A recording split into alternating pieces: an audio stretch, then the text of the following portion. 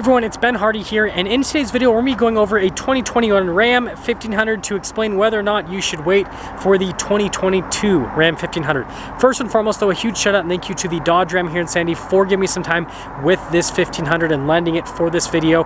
Check out their inventory in the description down below. Let's get straight into the video. So starting under the hood, there is most likely not going to be any changes to the powertrain for the 2022 model year. So you'll still be able to get the 3.6 liter V6 with e-torque, the regular 5.7 Hemi, the 5.7 Hemi with e-torque, and then the Eco Diesel as well. And just like I said in the video on my second channel, there is sadly not going to be a 6.4 Hemi option added. And then I guess I should also mention that there will be a 2022 TRX, so you can also get the supercharged 6.2 liter V8. But again, that's just for the TRX and that's not across the rest of the lineup. So yeah, under the hood, things are pretty much staying the same. Now, exterior wise, this is where things get a little bit exciting. So there's two packages that are potentially coming for 2022. One of them is more confirmed than the other one. So the first one is the Ram 1500 GT. And again, I have a full video on that package on my second channel. And then the other package is the backcountry. So the GT is kind of like a performance package. And then the backcountry, which I'm also going to have a video on my second channel with that package, is kind of like an off-road package for the Bighorn. So those will have their own special exterior aesthetic changes to the truck. And then I guess the GT technically changes stuff under the hood because it does add a cold air intake. So I guess there technically is changes under the hood, but I mean, that's just for one package with the truck. Now, if you want more information on those, again, go check out my second channel. I've got videos on both those trucks. As for the rest of the exterior, it sounds like they might change some minor things with some of the packages. So they might change out the grille on some of the trucks and then maybe some minor changes with the bumper. But again, don't expect anything too crazy. It's most likely going to stay the same, or if it changes, it'll be very minor things where they can just switch pieces easily. So you imagine if they did a different grille, that's pretty easy to take that out and switch it to something else. But everything else, it's pretty much going to stay the same exterior wise. And so wheel options really aren't going to change all that much. Side step options are going to be pretty much the same.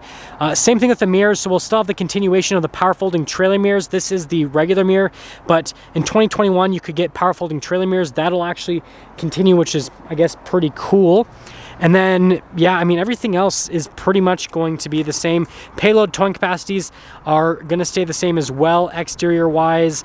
And so, yeah, other than the fact that you might get a little bit of a different grille and you'll have those two packages that'll potentially come out, the outside of the truck is, well, pretty much going to stay the same.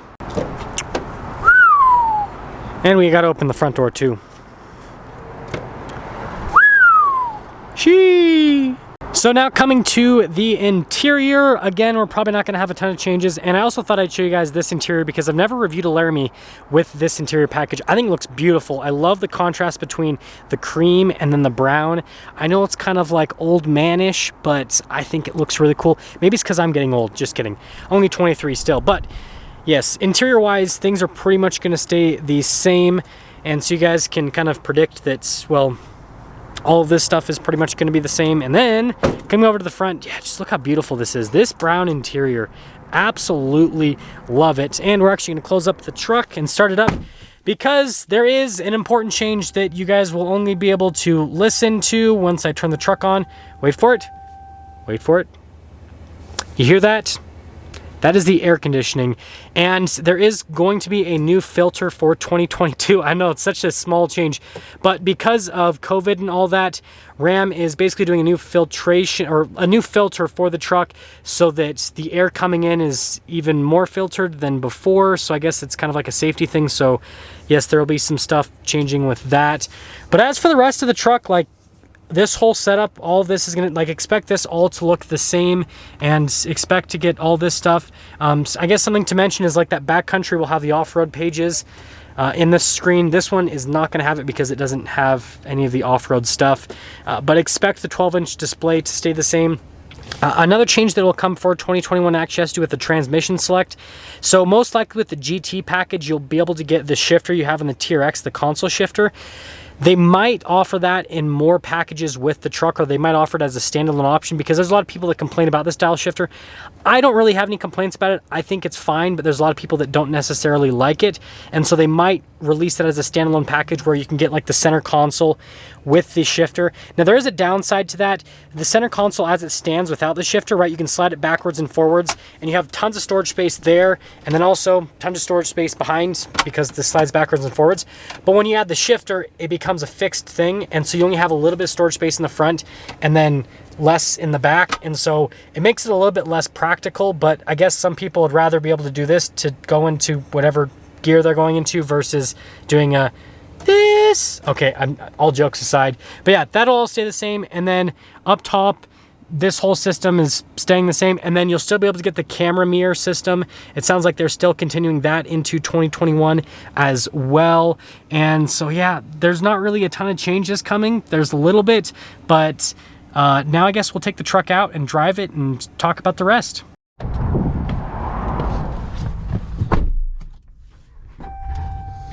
So I figured we'd go for a drive here in this beautiful Laramie. I love the color combo. I know this is kind of like an old man spec because you got the white with the tan, but you know what? I'm digging it. It's got some nice contrast to it.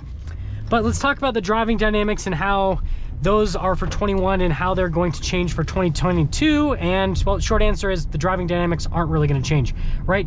We're going to have the same powertrains. We're going to have everything the same from a suspension standpoint and all that. And so since we're not getting those kinds of changes, the truck is going to drive the same. Now let's actually have a conversation of whether or not you should wait for a 2022.